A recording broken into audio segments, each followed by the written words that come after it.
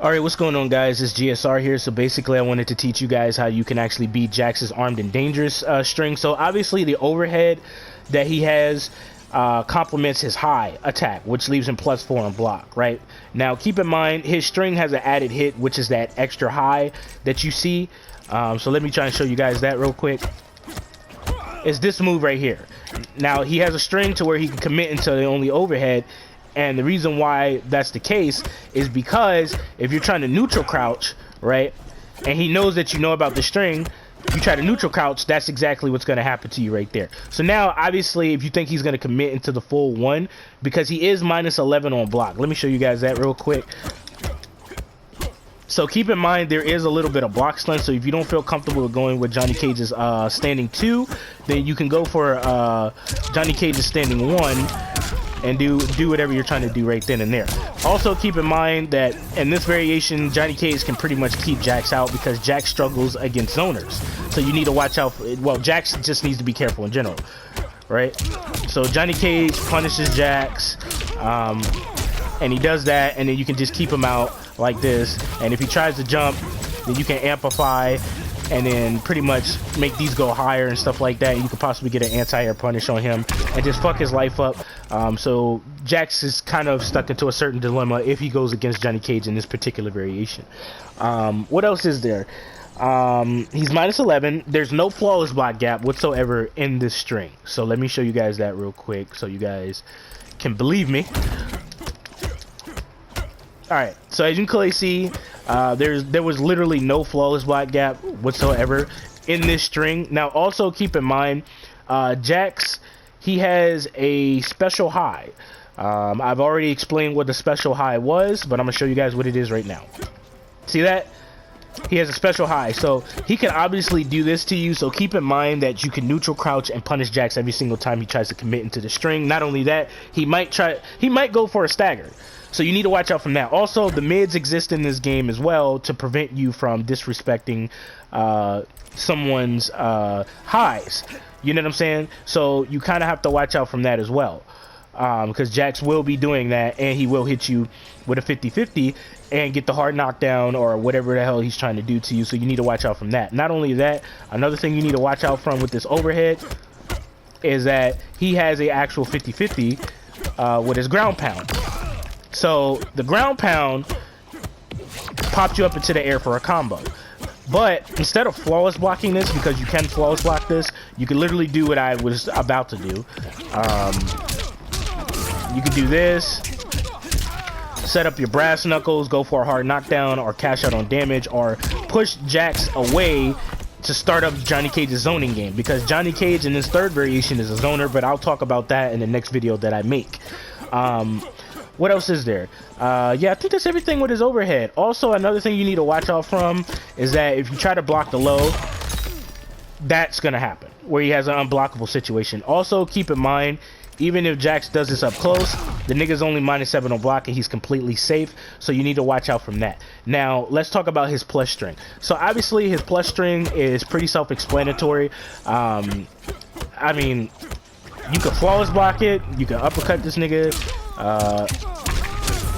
and then get you whatever type of combo that you want. It's really up to you. You can do your little fancy combo, it doesn't matter. What else is there? And the thing you need to watch out from is his overhead. The reason why you need to watch out from his overhead is because if you're trying to neutral crouch and uppercut him and punish him accordingly, you know what I'm saying? That's where the overhead comes into play. And speaking of that, let me show you guys the hit advantage of his overhead. 30 frames, son. So you need to watch out and need to be very careful because he can go for an Oki/meaty, or he can completely whiff punish the shit out of you. So that's not a good situation to be in. But you need to keep in mind that if you do end up blocking his plus string, there is substantial amount of pushback on it. But the dilemma is this. He can do that to you, pop you up into the air, or he could do this to you because it comes out a lot quicker. Starts up at 12 frames. This starts up at 35 frames, right? So he could do that and catch your ass off guard if you're trying to stop his ground pound. But then again, you can obviously punish Jax if he decides to take it upon himself to actually do this. So he takes it upon himself to do that, right? Because he knows for a fact you're gonna back up, right? So you back up, and then it's too late for you to react. You end up getting hit, right? So if you predict that he's gonna do this, and then, you know, you can do this, or whatever the case may be, and go for your nut punch. Another thing to watch out from is that he has his stiff arm move, which creates a mix-up situation as well, if the damn string will actually come out. Come on, nigga. I shouldn't be using this broken controller. So, what you need to watch out from is this. Because if you don't watch out, Jax will put a mix-up situation on you. So now you got to worry about that shit, right? So now you're like, okay, what the hell? Now I got to watch out from that, right? Which sets up what? Sets up his last hit, which acts as a counter. I think on a counter, or from what I remember, yeah, a counter. It's a counter or punishes the opponent. And he gets like 24% or some shit like that from what I remember. And you got to watch out from that. Not only that, you also need to watch out because if he has his arms heated, he can do that shit to you. Not only that, if you're respecting this plus string so much, he can literally dash up and then do that because because you think that he's going to do this to you. You know what I'm saying? So you kind of have to watch out from that. What else is there? Yeah, I think this is pretty much it, man. Also, you need to watch out from his fatal blow. I forgot to add that as well. Also, another mind game that you need to watch out from is that he might end up backing up. And the nigga's +4 and has substantial amount of pushback, right? So obviously you can catch him off guard by doing that, but if you really want to be safe, you can literally just wait a minute, what the fuck? Yeah, you can. I thought I was in the other variation with Johnny Cage. But you can literally just check out a projectile just to be safe. Or you could try and do this, but the problem is that he can whip punish you and then go with his back two, which will charge up, and then he can get a crushing blow and then knock you farther into the corner, which that's exactly where Jax wants you to be. Which is not a good situation to be in against him at all. Another thing you need to watch out from is the fact that he has 50-50s. So yeah, you just got to watch out from a lot of shit. But overall, this is pretty much everything about Jax's string. Because if you back up, he can create a mix-up situation with his stiff armed move. You know what I'm saying? And if you're, how should I put it? If you're expecting him to, or if you're anticipating that he's going to sit there and be like, okay, yeah, he's going to go with stiff arm, you're obviously going to neutral crouch. That's when that shit happens. Or he could just do this and quickly get a combo on you and then do that shit and knock you further into the corner, which is not a good situation to be in. Oh, a good situation to be in against Jax. It's just not a good situation whatsoever. What else is there?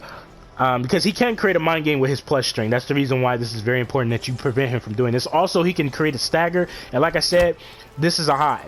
So I think that's everything revolving around this armed and dangerous string. His overhead complements his extra hit of his armed and dangerous string because the move is a high, and since the move is a high, the overhead is going to prevent you from it's going to prevent you from punishing his high, which is going to make you respect, and it's going to allow him to go into his plus string. So, you know, it's kind of a mind game with Jax. Jax is pretty strong in this variation, at least in my opinion. I think this is his second strongest variation, at least in my opinion, because his variation where he has the command throw is definitely his strongest variation. So that's pretty much everything with Jax's armed and dangerous string. Let me know what you guys think in the comment section down below. I'll catch you guys in the next video. Peace.